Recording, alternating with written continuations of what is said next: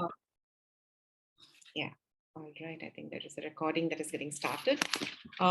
Thank you very much for joining us this evening. This is Anjana. I work with TCS and I'm also an executive committee member for NHRD Bangalore.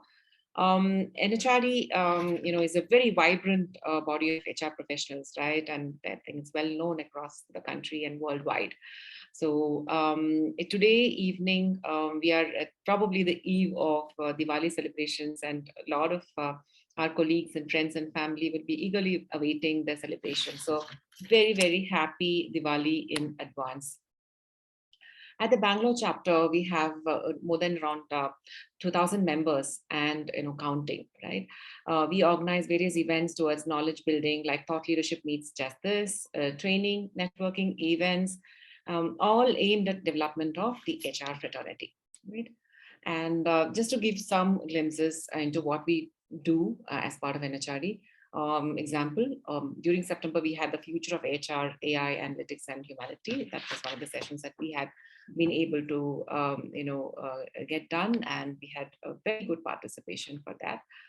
Our flagship event, which is the NHRD Showcase, is coming up next month, which is November 17th and 18th.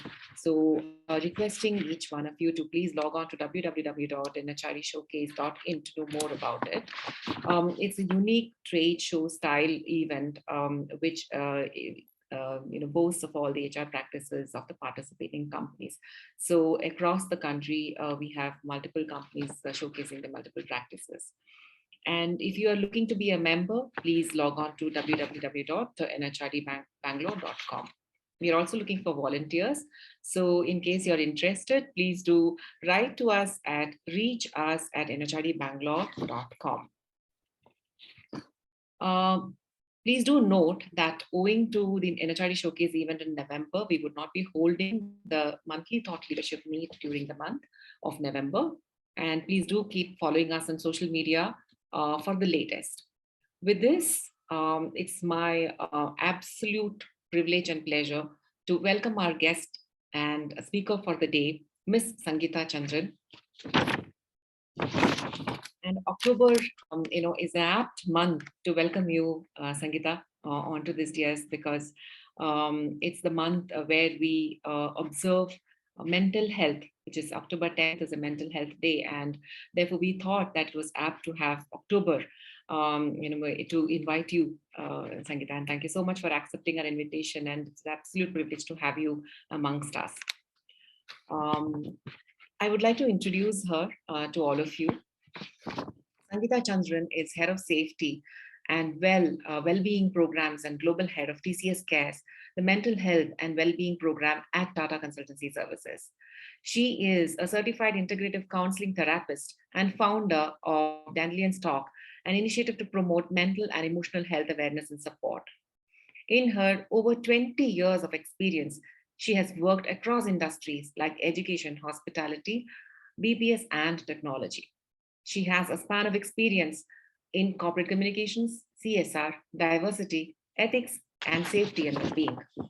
She serves as a member of several industry bodies for health and well-being in the country, and the council member is a council member for mental health for CII National Council for Health. And she's also on the advisory council for Arogya World. She has contributed to several thought leadership papers for FICCI and NASCOM. Interesting fact, she's also a trained pilot and a car rally enthusiast, a blogger, and a movie reviewer. Wow. She walks her dogs and does yoga and meditation to keep fit and agile. I mean, lovely, ma'am. It's absolutely a privilege to host you. And her favorite quote is, if you're looking for that one person who has the power to change your life, look in the mirror. I think you stole the words from my own heart. I relate to you totally, Sangeeta. In that one sentence, I'm going to repeat it for everybody's benefit. If you're looking for that one person who has the power to change your life, look in the mirror. So those of all of you who are on this particular call today, here's your chance to get a glimpse into what Sangeeta really means. It's my absolute pleasure to welcome Sangeeta to this virtual stage, requesting all the participants to please share your questions on the chat window What we would do is once Sangeeta is completing her address, we will have the chat window monitored to look at the question and answers for the Q&A session. Okay, so once again, welcome to all the participants who have taken their time from their busy schedules to join this session this evening in the eve of Diwali. And warm welcome to you, Sangeeta. The stage is all yours. Thanks a lot for joining us today. Thank you so much, Anjana. Thank you so very much for the warmth that you always show, and for this opportunity to talk to so many members here from the NHRD. And as I was just saying to you a little while ago, that yeah, absolutely. Mental health is something that definitely is something which is center stage now, and it is, in the conversation all the time. So to everybody here on the call, I have a couple of questions, and if you can post in your chat window, just a yes or a no, that is more than enough. And just to get a flavor of where we are right now. So my first question to all of you is that, did you have an EAP service before the pandemic? And if yes, then please say yes. If no, then please say no. And for those of you who might not, I'm sure everybody would know what an EAP is, but in case you don't, that is the Employee Assistance Program, which is the Mental Health Support Counselor Program. So I can see some yeses, some nos. Yes. Great. So yeah, so it's a mixed bag, right? So many of you did not have a employee assistance program before the pandemic. And how many of you have one now? Does everybody who said no to before, do you have it now? Srinivas is saying no. Yes, Shri Ganesh is saying we have now. Jasjeet is saying no. All right. So I'm hoping that by the end of this conversation, you would have a rethink about some of this. The second question which I have for you is that, how many of you have had well-being as a separate function? Do you have well-being as a separate function within your organization? Or is it a line item for the HRBP to manage along with their other responsibilities? Do you have it as a separate function?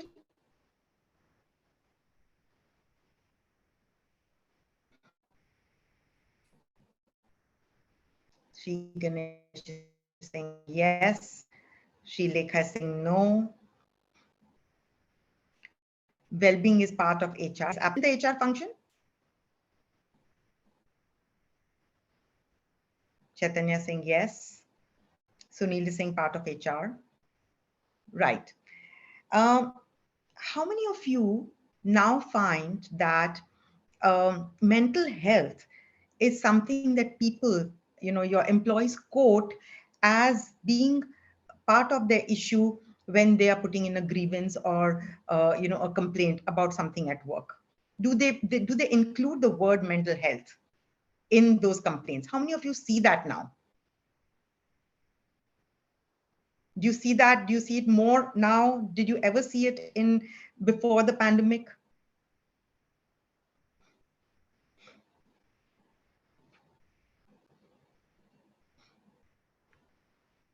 Sushmita saying yes, more now. Sri Lekha saying more now. Yes. Anyone else? Aishwarya saying yes. Not so much before, but much more now. Yes. They use stress, pressure now. Yes, awareness has increased around this term. Right. Okay, great. And one last one. How many of you now have to include like a separate report or a slide or something about well-being, about mental health in your reports now to senior management, to the board? Do you have to, do you find that you do that now?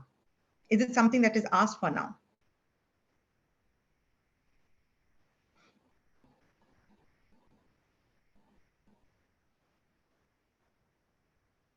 I think everybody's probably, yes, awareness.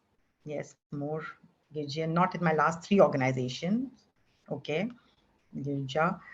Savita is saying yes. So Savita is saying yes, you do include that. It's been there to show before the pandemic for us. Sudarshan is saying, is now a major factor in every part. Thank you, Jagannath. On that note, thank you so much for sharing that with me. And, I'm guessing that you probably understand where I'm coming from now. And I thought, I would do this as a conversation because, as Anjana said, I'm a therapist. And definitely, conversations are part of what I do. So, which is why I thought I would do that. But let me share some details with you in terms of the kind of trends that we are seeing now, and then we can further go on with the conversation, right? So 2020, 2020 was definitely like the decade for the record books, right? I mean, it has been something, just something that we never expected will happen in life. We had the global pandemic. Work from home became the new norm, new way of life. We experienced our dearest ones in different ways, some in good ways, some in not such good ways. We experienced grief because many of us lost near and dear ones. We also experienced grief for losing a way of life in a certain sense. Work and life truly merged, and it took us some time to get used to that, to shift to that. And we did, and then we got really comfortable with it, and now we're coming trying to get back to the normal world, and we are now protesting about that. So there is a constant flux, there is constant change. And one thing is for sure, that we now define our entire life as before the pandemic and after the pandemic. There's so many conversations which are always about how we did things before and how we do things after the pandemic. And the one big paradigm change which has definitely happened is that mental health has become an accepted part of vocabulary. Now, even though many people might not actually know the definition of many of the words related to mental health, like anxiety or depression, or even words like schizophrenia or bipolar disorder, these are not words which were commonly used earlier, and people use these now in fairly regular, everyday conversations. So the pandemic was definitely, something which created a huge paradigm shift, right? So if you were to think about the pre-pandemic world, say in 2019, employers and all of us over here, were just starting to sort of understand. Many organizations like TCS, of course, we started a little early on that, and we began to understand what the possibilities of mental health being something that is going to become part of our lives. But to a large part of the world, that wasn't so, right? Most people did not really think about addressing the stigma, or creating a culture where people were able to share openly or have services for support and things like that. So 2019 and before was a world, that was the world that we lived in. And then bang, the pandemic came in, and suddenly we realized that health, mental health, well-being was, I think, probably one of the biggest things within all organizations, that everybody from management to HR to everybody spent so much more time managing, right? So we also saw that there were about nearly 6 times more employees who have reported that mental health issues are something that people are talking about, employees are talking about since the pandemic. Burnout is something that people are talking a lot more since the pandemic. We are seeing that about people are also saying that mental health was not something that the organizations prioritized before the pandemic, but they did prioritize that a lot more during the pandemic. People also said that their leaders showed far more ability to understand, accept, have more compassion towards their mental health after, during and after the pandemic than they did before the pandemic. So this realization that we need to really think about mental health, and we need to do it for various reasons, some of them altruistic and some of them not so altruistic, right? So definitely it was the need of the hour. We needed to take care of our people, and therefore we started to do this far more. And slowly there's been so many studies, so many reports which are talking about the importance of mental health, talking about words like quiet quitting and things like that, which show us that if a person is not bringing their whole self to work, then the organization is losing. We are losing out on productivity. We are losing out on having people come and innovate, having vibrancy at the workplace. So there's so many different things that we are losing out on. So these are things which became quite clearly the imperative during the pandemic, something that we understood. It was also in 2020 that the term that may we live in interesting times, as the Chinese would say, is something that became very, very clear, that we live in very, very interesting times, right? So if you really take a closer look at these 2 years, we'll see how the duality of the expression really sort of reveals itself, right? The intent of the expression. So you might find that interesting, is something that when people are wanting to move to a completely remote way of working, and that has significantly improved their businesses.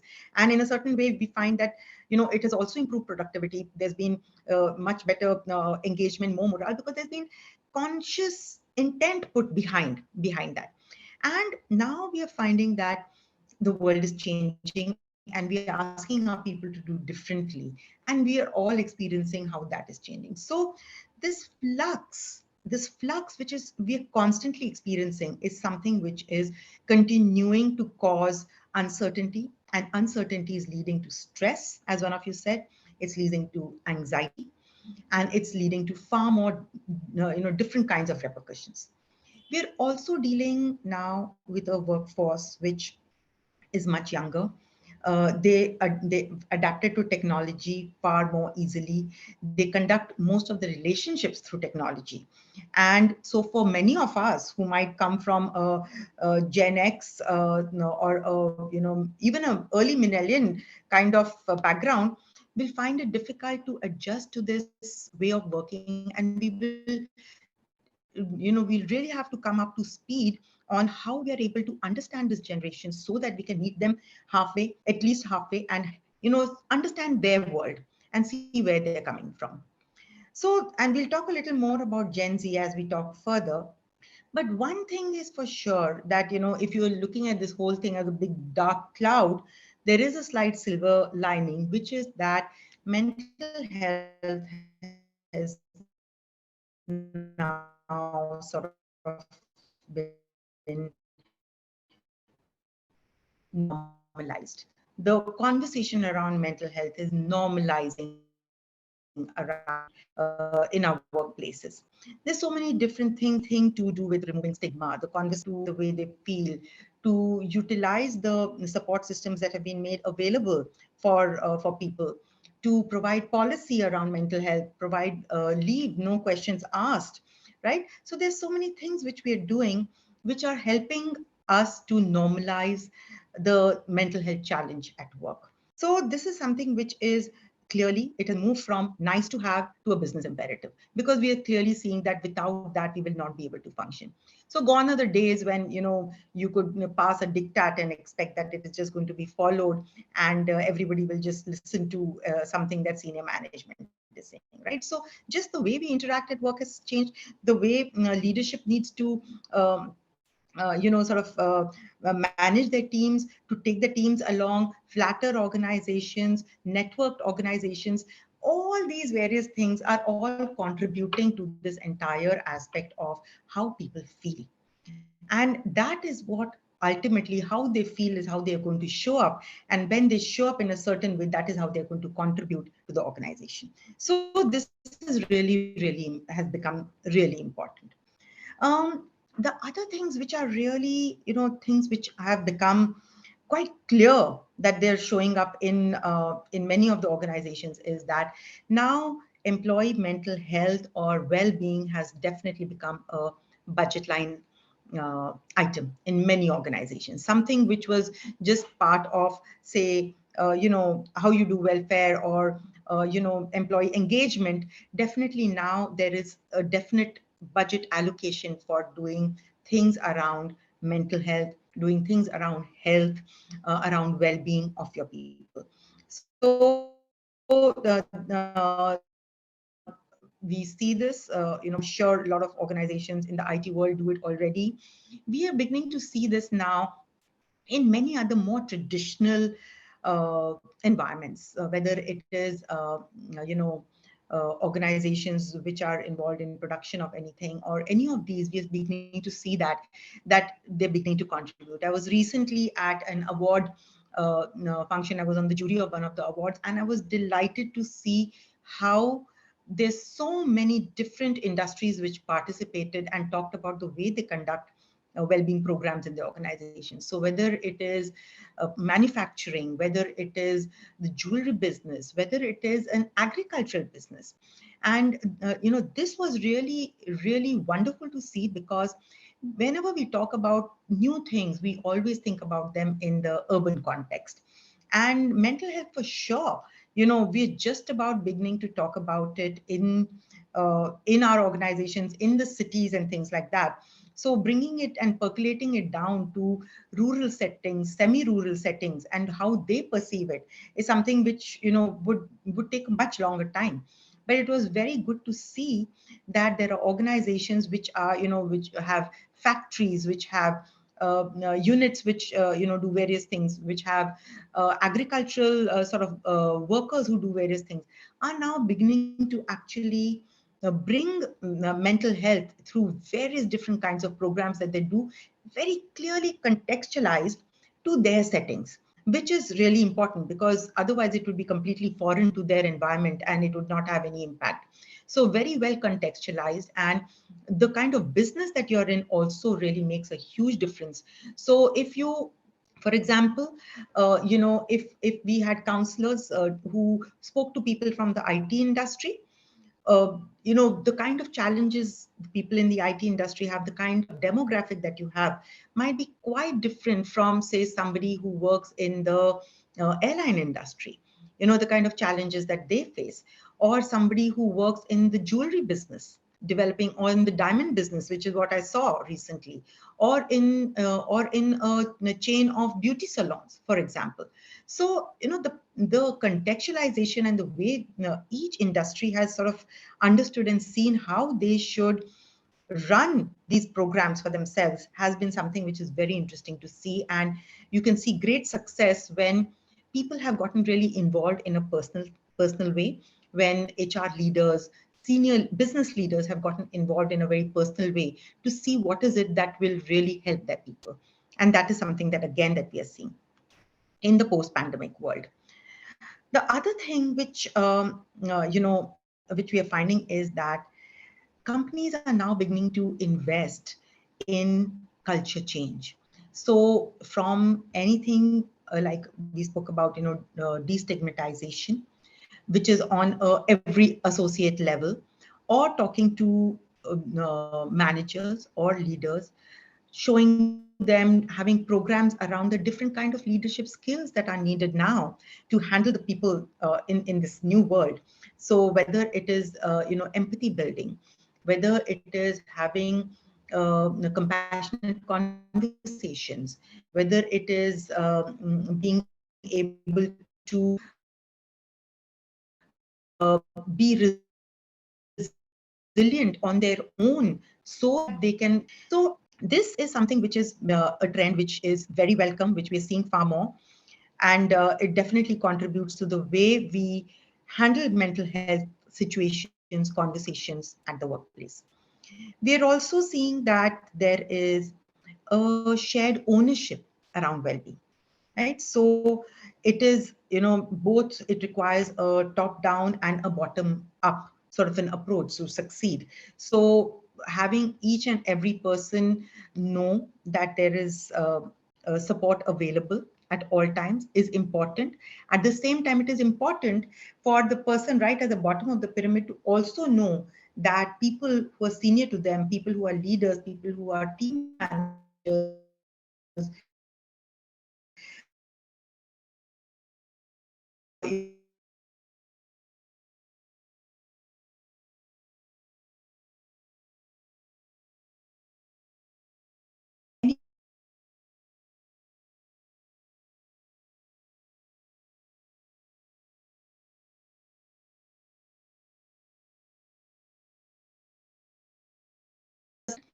and that is never ever going to go away. go down well with there are some things which we are seeing in so we've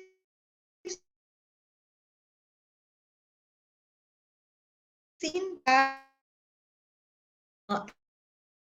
employers have started to invest more in well-being. We've also seen that this is the balance which we will have to drive, create compassion, empathy, and sustain a holistic team, and not just as different levels of people working with just different roles. So this is something which is again a big part of the change that we're beginning to see around the world.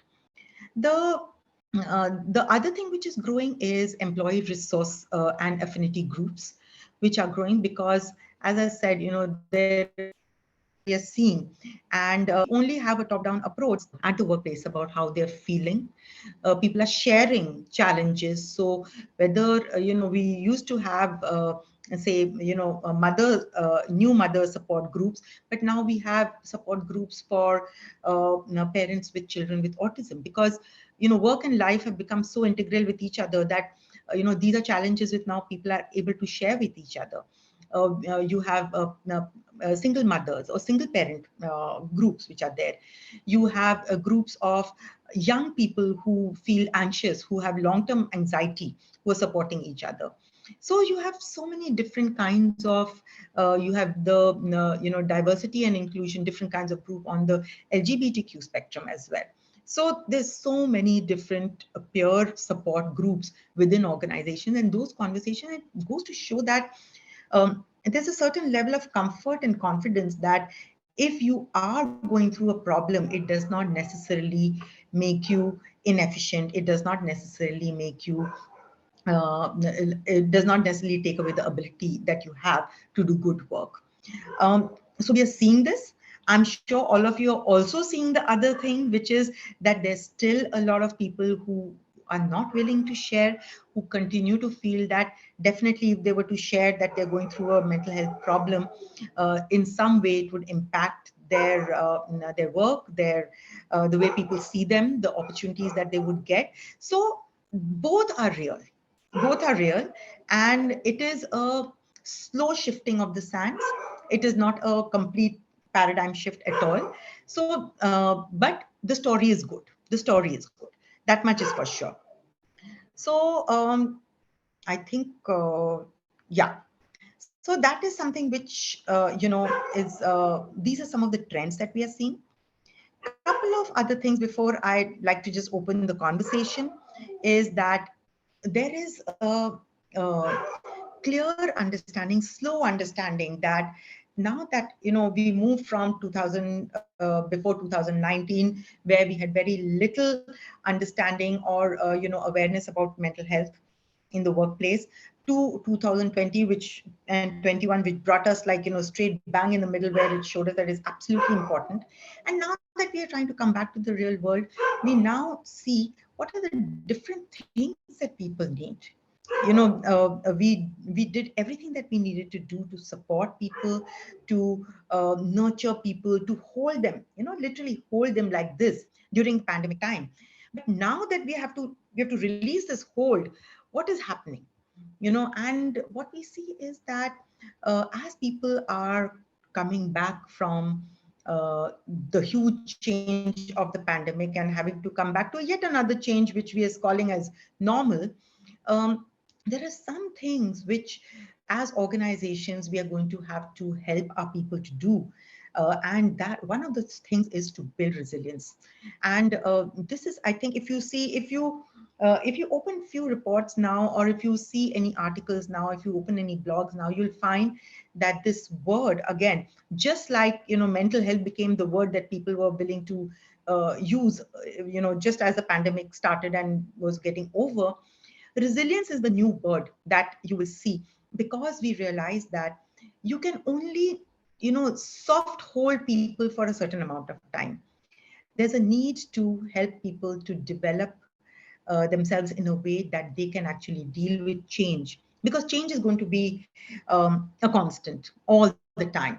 And how are they going to deal with that change? Because once they are able to deal develop that resilience muscle, they will be able to accept change, they will be able to adapt better, and then they will be able to, obviously be more productive and take on far more challenges.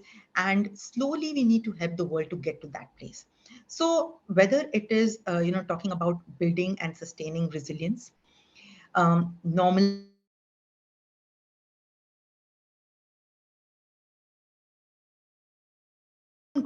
conversations, creating psychological safety, having psychological literacy so that people understand their own issues and problems and are able to either deal with them better or seek help when before it is, before it becomes like a crisis situation. So these are some of the things which are going to be the things that we're going to be doing, we're going to need to do in the new world that we are in. And therefore, these are some of the trends that we are seeing. And with that, I think, I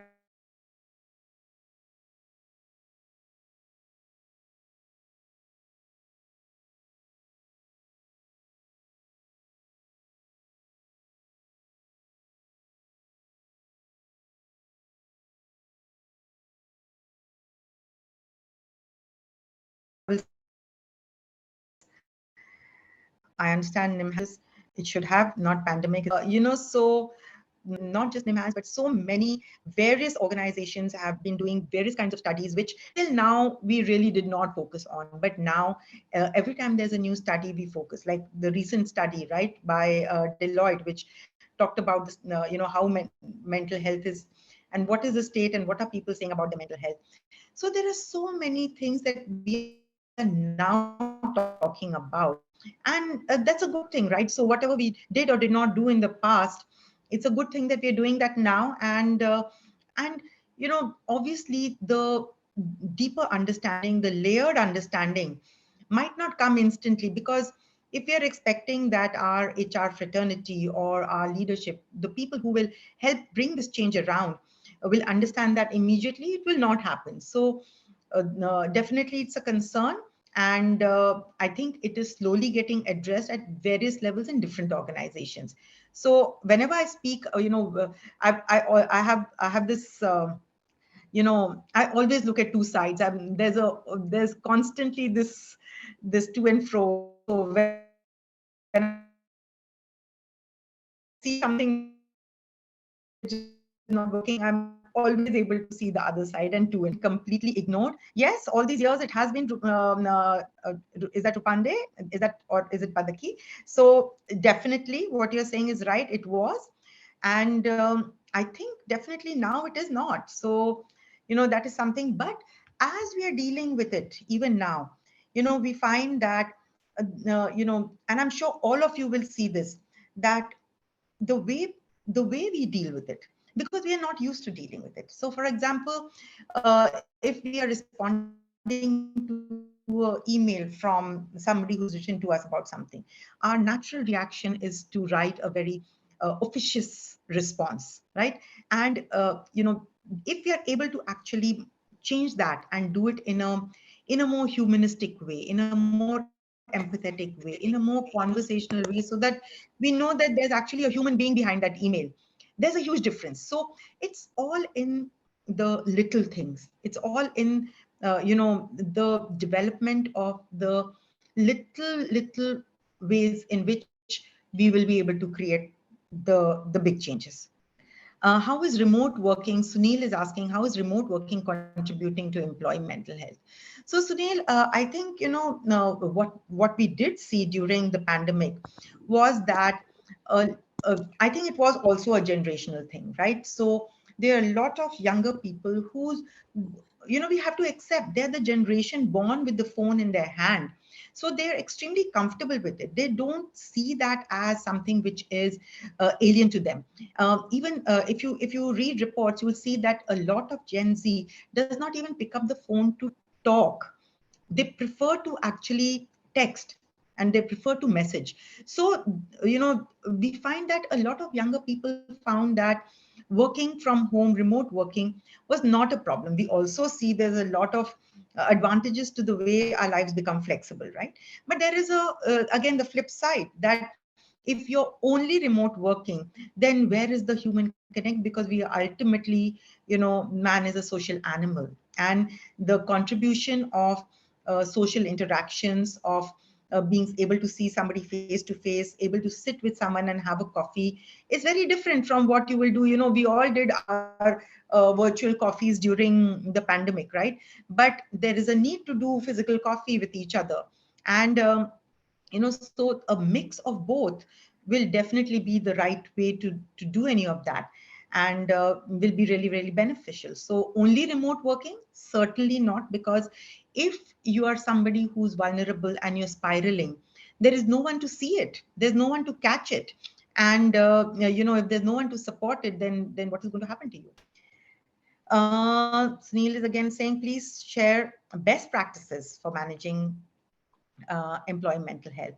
So as I said, I think some of the best practices is, first is to say that as an organization, to say that that mental health is important, to accept, to say very clearly, for leadership to also be able to normalize it by sharing their vulnerabilities once in a while, their thoughts on how to deal with issues, because they also deal with it. So they were to share that, having a very clear policy on having a EAP service, because that goes a long way in helping people who are having mental health challenges to find someone to talk to, right? A counselor.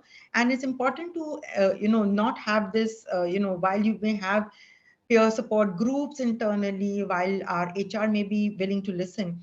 But there are some things you can only say to a stranger. And that sense of psychological safety, which is required, that arm's length, which is required from the organization, is really important. So to anyone who does not yet have a EAP service, I really would suggest to you that, definitely you should have that. It will help. And once you have that service, um, do make sure that that your people know about its availability, that they know that it is totally confidential, that what they're saying to the counselor will never come back to the organization. So to build that trust with your people, that's something again which is really, really important.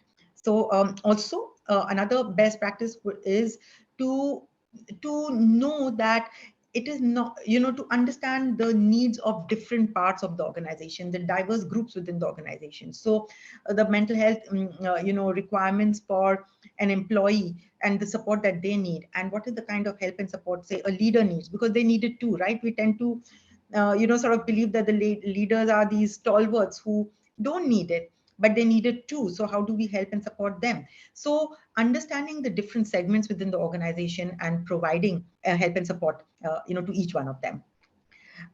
Dina is saying, right from school to current date, millennial content, focus on capability and not copability. And if you don't work with it, independent of the pandemic, this is going to be a challenge. Prepare for resilience from school. Dina, I love you. I love you. I love you. I have to tell you that this is my pet project. That we need to build resilience in our children. We need to parent differently. And the reason for that really is that, you know, all of us from, and I'm just going to sort of, I'm sorry if I'm blanket sort of treating everyone, but I'm going to say most of us are Gen X, if not just in our chronological age, but in our responsibilities and the way we look at organizations, right? So, the way we were brought up was, we were um, uh, given a given an upbringing which helped to deal with a challenging world, because that's what our parents dealt with. We were given upbringing which increased our resilience, but we were given an easy world. Our world was far easier than the world that our children have inherited.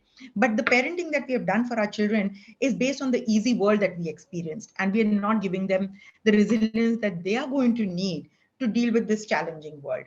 So absolutely, the resilience for children is beyond any doubt an absolute necessity now. Remote working will have more issues related to mental health. Yes, social. Yes, absolutely. I agree with you. Rupande, absolutely agree with you.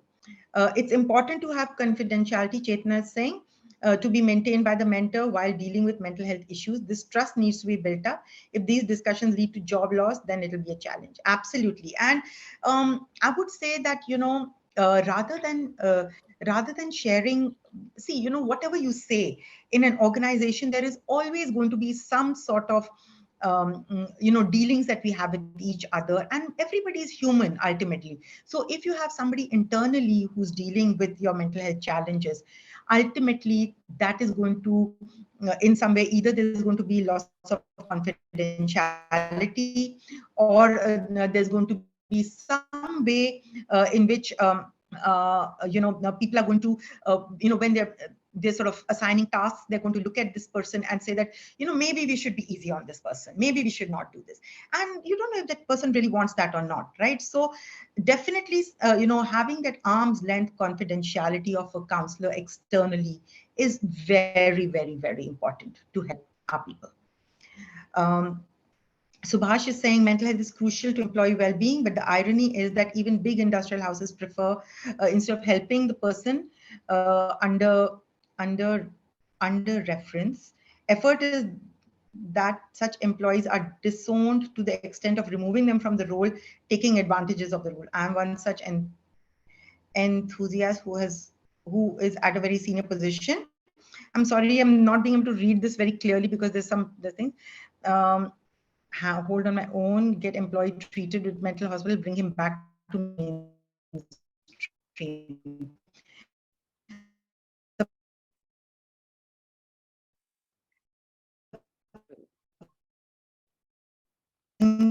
The owner was hugely appreciative of my effort. Very back to the mainstream. Wonderful. And it's definitely something which is something you do from a case to case basis. But I would say that all of us have the opportunity to help our help the people, whether it is somebody, it's the owner driven organization, or if it's a corporate organization, to help our organizations to understand the importance that links mental health and productivity. And when we say mental health, we are not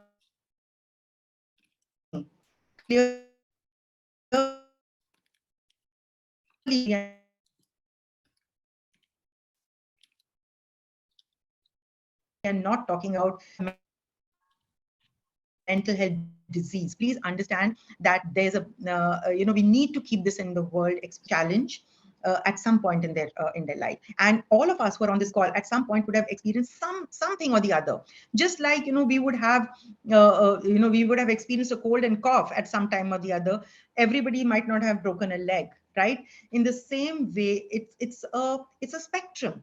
And if you're going through a challenge at one particular time, it does not necessarily mean that you have a mental health disease. So understanding the nuances for ourselves and helping our organizations understand that is also very, very important. uh, MSW is going to be future MBA. California University is focusing on it. We should follow. Absolutely. There's so many different things. Organizational development is focusing on so many different aspects of well-being, whether it is diversity, whether it is inclusion, whether it is equity, whether it is well-being, whether it is mental health. These are all things which are definitely going to be things that, in the future of all our organizations, we're going to talk a lot more about. There's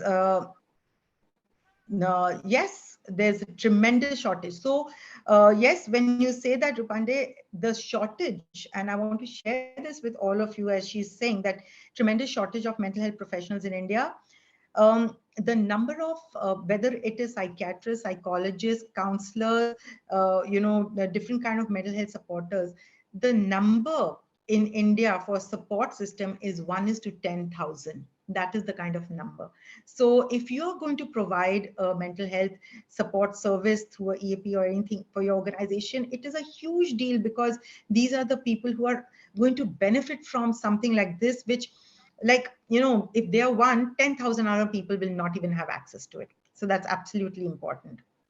Wellness is a two-way road. As an employer, organization needs to focus on employee adherence towards organization, and as employee, people need to focus on complete involvement towards work. But what could be the focus area for both sides looking in the current scenario? Absolutely, Jagannath. And this is where I'm saying that, which is why we are seeing now that helping our people become more resilient is really important, because it can never be, it will never sustain if it is only a one-way street, right? So whenever we are setting up programs around mental health or well-being, there is only that much of the road that you can traverse before you can expect that the associate and the employee also meets you halfway.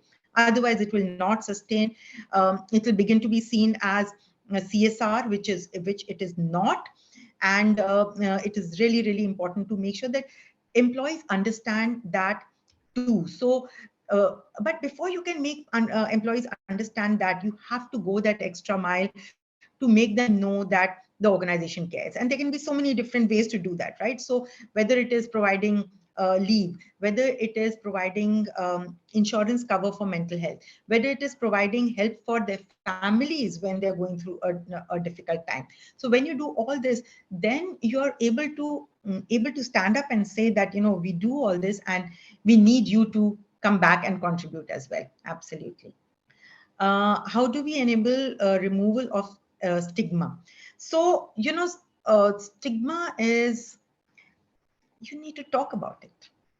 You just need to normalize the conversations, because removal of stigma is never going to happen in one day. Removal of stigma is not going to happen in the next 50 years, because there's always going to be some little thing that is going to be an issue, and especially at the workplace, right, where there's so much at stake. So there are going to be a number of people who are going to try to keep this away. But the more you normalize, like I'll give you an example. At TCS we have emotional health leave, and it is under the category of sick leave. And so just like when you take sick leave for anything else, you can take sick leave for mental health. And people are actually applying for that, because they all know that leave gets tracked, right? They all apply. There's so many people who apply for it. And what it shows us is not that our people are mentally ill.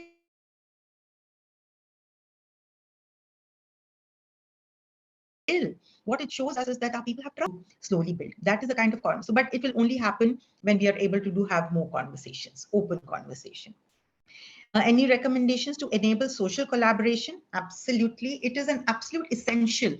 So please do that. Create support groups, initiate support groups for different kinds of collaborations, right? So it could be anything from helping somebody move cities, which can be very, very traumatic, or somebody who creating a mental health support peer group, which is being trained to see that somebody is going through trouble, and be able to know how to reach out to someone to say that, do you need help? Just simply being able to ask that, and to say that, I can just help you, I can help connect you to the people who will provide you help. So it is really important to create these groups, and start by first setting up a mental health program, and then slowly creating these groups, and they will go a long way. Absolutely. Darshan says, though mental health is today's buzzword, we need to look whether organization really equipped to implement. The term still has stigma and incurs cost for the company. How do we equip and tune the mindset of the frontline managers apart from HR? Also supervisors, including HR, aware of the difference between mental health and performance issues, which might or may not be dependent. Absolutely. And you're right, Sudarshan. There is definitely, when we say mental health, as I was saying, that people still think mental health means somebody's mad. So we need to bring that change, and we need to do it through so many conversations, so many different kinds of sessions that we hold for our people, all those things. And a cost. Yes, it is a cost, but as many things that we do for the company in engagement or in benefits, this is definitely a cost which is once we incur, definitely helps with bringing back productivity. There are many studies which show that as well, where managers and supervisors, they're key. They are absolutely key to uh, they're really the front face of the culture that we are creating, right? So training them, helping them understand how to do this. Like for example, at TCS we have manager sensitizations, we have HR sensitizations, we have a leadership program around the various things that we do. So there's so many things um, that we have. So it is really really important to sensitize these people. And also from time to time, when you're getting feedback, when you're getting grievances, to see trends on where it's coming from, and to actually need train specific people, because sometimes managers who are very good at doing certain tasks might not actually be good at handling this, and we need to help them to do that. So training them, just as like we would train them on anything else, selling something, or training on any other things, this training is absolutely important as well. Employers should take responsibility to counsel such employees. For more such initiatives, please, yes, counseling is useful. Every manager is a counselor, and every manager can also be a counselee. So whether it is HR or whether it is a manager, please remember, you are all human. We are all human. We need that help too. So uh, find ourselves in each other's shoes and work from there. I can see Anjana is back, and I can see our time is almost up. Anjana, over to you.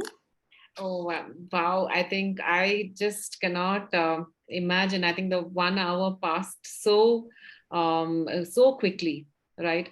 So, what I would like to say is, I think you spoke about shared responsibility between the individual and the organization, building trust.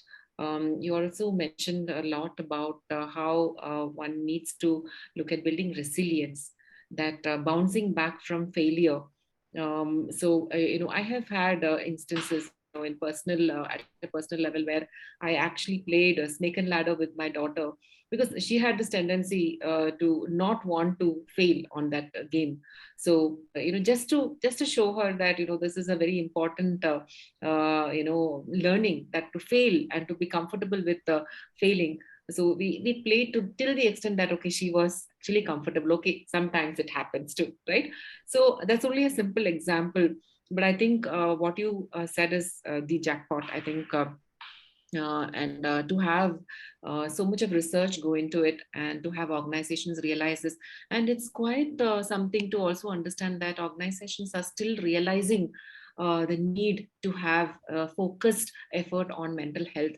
So we at NHRD are indebted to you, Sangeeta, for having shared your valuable time, thoughts, and amount of experience that you've had with huge organizations like TCS, and your wealth of experience across with all of us. So any closing comment from you, Sangeeta? Because I think it was just marvelous. I could just listen to you for some more time, but any closing comment from you? Thank you, Anjana. And I just want to say that it was an absolute pleasure to talk to everybody here on the call. And as the HR fraternity, we are at the front line of so much, so many interesting things which are happening. They're also challenging, and this is I just think this is the opportunity right now for HR to also see this paradigm shift, and to really empower organizations, empower leaders, and empower their people. So which is why I was really keen to do this, because it's wonderful to talk to everyone here. Thank you so much for the opportunity, and thank you to everybody who came on the call to listen, to share, and to ask questions, and to just share what you thought. Thank you very much. Yeah, so thank you so much once again, Sangeeta, and for all the participants and your colleagues who could not join the session due to various other commitments. The session recording would be available on the YouTube channel, and please do follow us on social media as well. So we at NHRD signing off along with Sangeeta, and wishing everyone a wonderful evening and an absolutely brilliant and safe festive season ahead. Thank you very much.